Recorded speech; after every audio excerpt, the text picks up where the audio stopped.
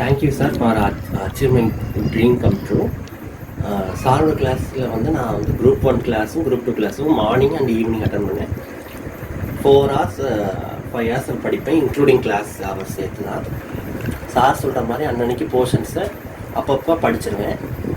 நோட்லேயே update பண்ண சொல்லுவாங்க, update பண்ணிடுவேன். சார் சொல்கிற மாதிரி வீக்லி ஒன்ஸும் மந்த்லி ஒன்ஸும் அப்பப்போ ரிவைஸும் பண்ணுவேன். ஃபார்முலா வந்து தனியாக வந்து நோட்டில் எழுதி வச்சுக்க சொல்லுவாங்க.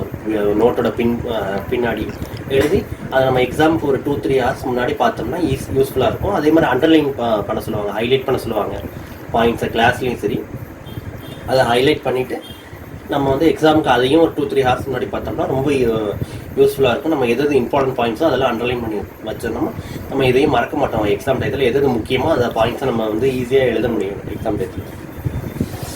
ஸோ சாரோட கைட்லைன்ஸ் மூலமாக எனக்கு சப்போர்ட்டும் மூலமாக என்னால் ஈஸியாக அச்சீவ் பண்ண முடிஞ்சு. நான் குரூப் 1 ஃபஸ்ட் டைம் எழுதினேன், அச்சீவ் பண்ண முடியல. குரூப் 2 அட்டன் பண்ணேன். அதில் ஒரே ஒரு எக்ஸம்ஷன் மட்டும் கிடச்சிச்சு. இப்போ group 1 group 2 both groups attend பண்ணேன்.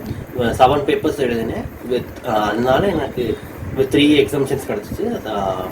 ஸோ என்னோடய ஸ்ட்ராட்டஜியை சார் சொல்கிறபடி ஈஸியாக சாரோட இன்ஸ்ட்ரக்ஷன்ஸை ஃபாலோ பண்ணி சிம்பிளாக கிளியர் பண்ணினேன். நீங்களும் வந்தீங்கன்னா ஈஸியாக கிளியர் பண்ணலாம். Thank you. Thanks a lot sir.